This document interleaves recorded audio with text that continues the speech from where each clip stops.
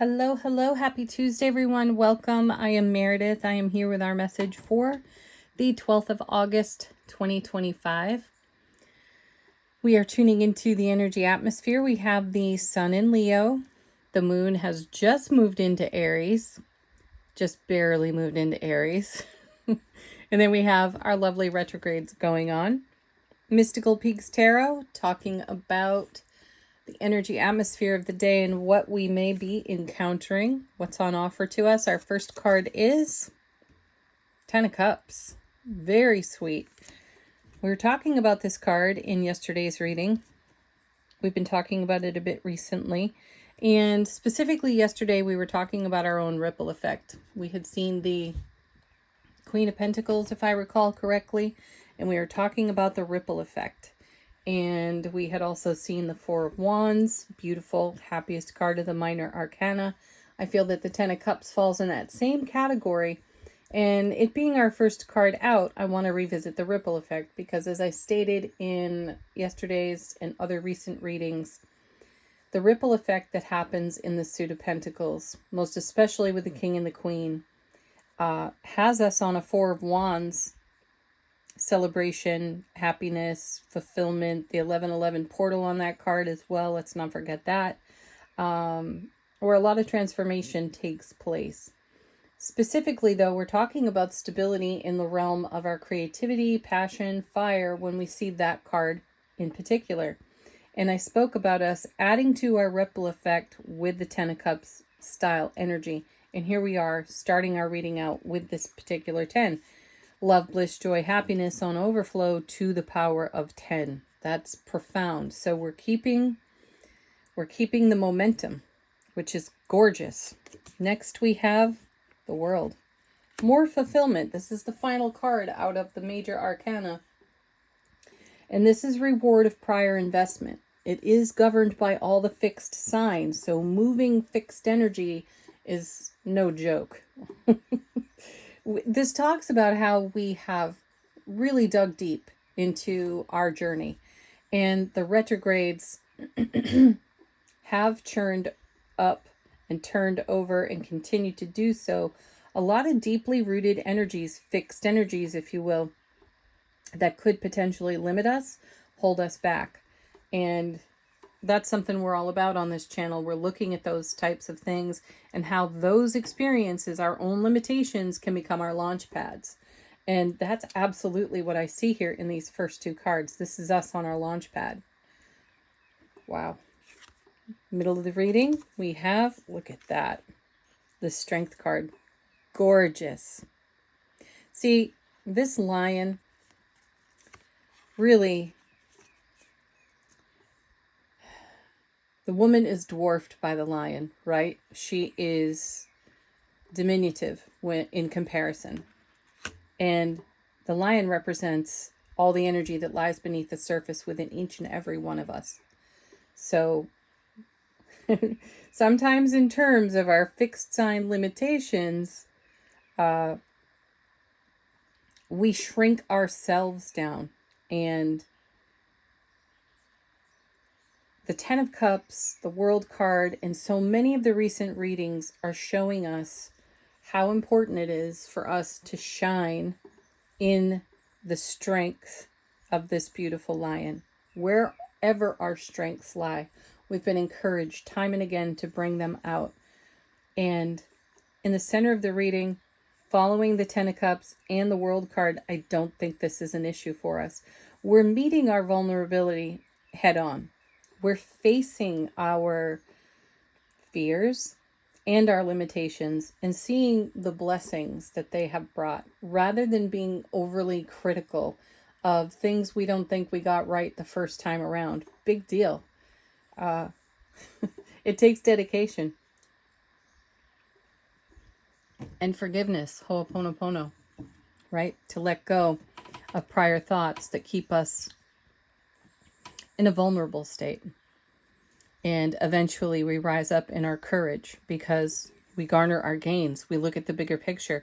We develop a ripple effect that creates a Ten of Cups style life for ourselves. And then we keep the momentum going. And all eights have great momentum. They move energy in tarot in a big way, and no bigger than the Strength card. Next set, 3 cards, we have, look at that, 9 of Swords. Just what we were talking about, overcoming fears and anxieties, the things that once kept us awake at night. Some of them still do. Though we have a different eye on the things that continue to show us where we need our courage more than ever. And no matter what you're facing in these now moments, you have the courage to see yourself through whatever situation you're in. And you know it because you can feel this powerful energy just beneath the surface within your own self relationship. And it's time to bring it out. With the 9 of Swords, I didn't feel like that card stood a chance. And then there's the Ace of Wands. Powerful. So amazing right there. Aces take the sting out of challenging cards, and the 9 of Swords is a challenging card.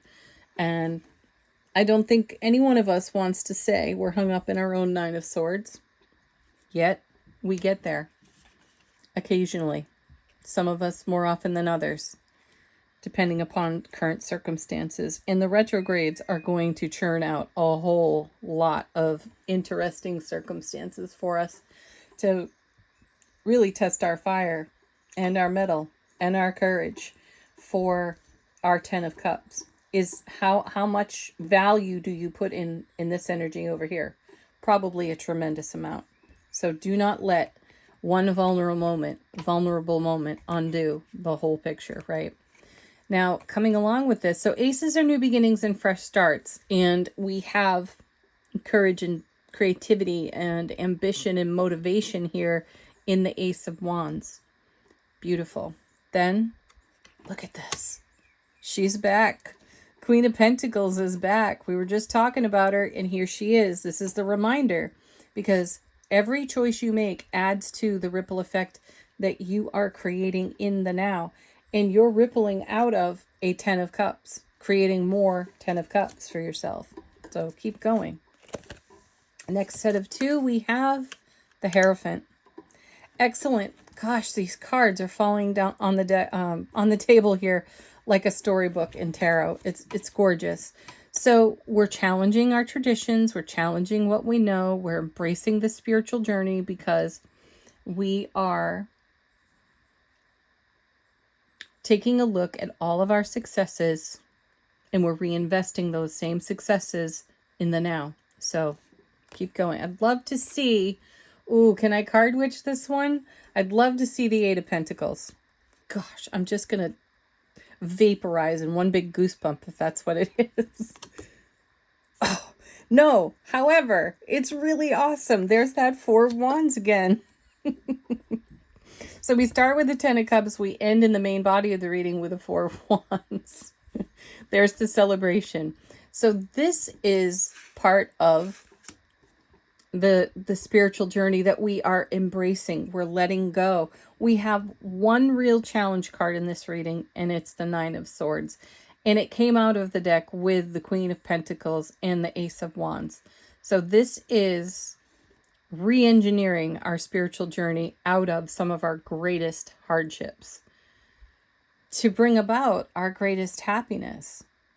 So go ahead, boldly step up to the mirror and look yourself in the eye and see the places where your fear, your vulnerability, your anxiety became a launch pad that created a 10 of Cups, 4 of Wands foundation and brought you reward of all of your prior investments so that you could rise strong and courageous in your most vulnerable moments and continue to create love, bliss, joy, and happiness for yourself.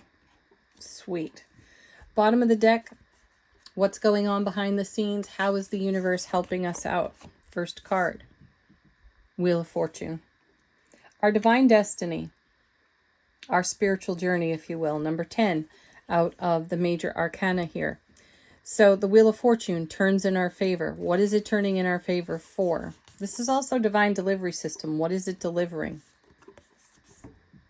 6 of Cups. A good soulmate relationship with our own selves. So this is a strengthening strength card. Ace of Wands, Queen of Pentacles, Four of Wands, Ten of Cups, World. This is a strengthening of our soulful presence and bringing that to the now. That's what the lion represents, the soulful presence. This is what's beneath the surface.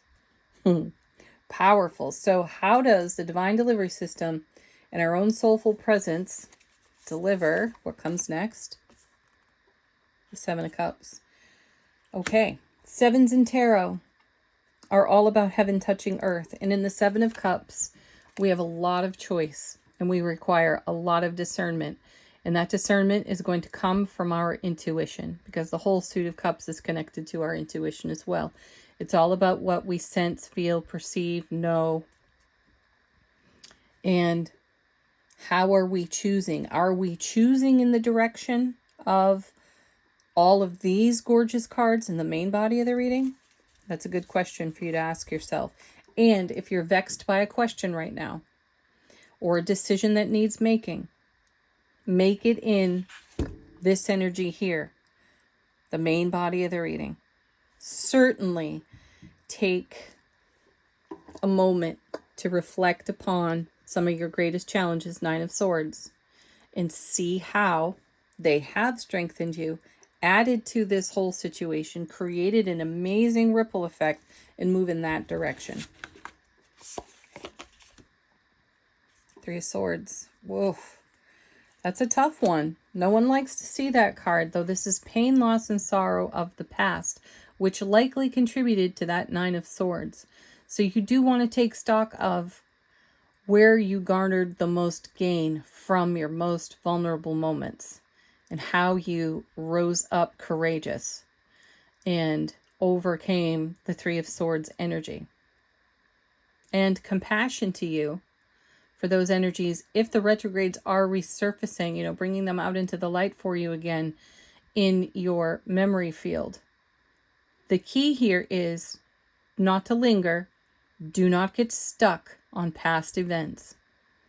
Focus on the now. Be in good union with your soulful presence and your waking human consciousness. That means heart-mind coherence. And bring your heart-mind coherence to the now moments as you reflect or are reminded through retrograde energy of prior events that felt really less than favorable. The big message here is to see how the unfavorable moments turned into the miraculous, and then reinvest in that. Next we have the Star. How gorgeous. Keep the faith. Don't ever lose your faith, most especially in yourself. Whew, that feels emotional. I love that, though. How amazing. What a good message. Thank you, Tarot. All right, angel answers. Ask a question of the deck if you have one. Let it be a fresh message, or let it confirm this reading. I will likely let it confirm the reading. Remain positive is our first card out. Absolutely. Remain positive. Whatever it takes. Go there, be there, live there. If you believe, that's a nod to the Hierophant right there. What do you believe? Is it helping you? Is it serving you? Are you growing through what you believe? Because this is all up to you. This whole carnival ride of life on earth is up to you. You get to write the story. You get to write the book of your life. Do you have a limiting belief that could benefit from some positive influence and energy? Next. Our sweet, simple yes. If you asked a yes, no, there's your yes. Ooh, ooh, ooh. Hang on. Alrighty. Back again. Communicate clearly. Again, no verbal clutter. Don't be vague when it comes to you and your dreams. There's no need to worry at all. The universe has your back, baby. Trust that. All right. Final word on the message today. Angels and ancestors, how is our soulful presence informing our waking consciousness?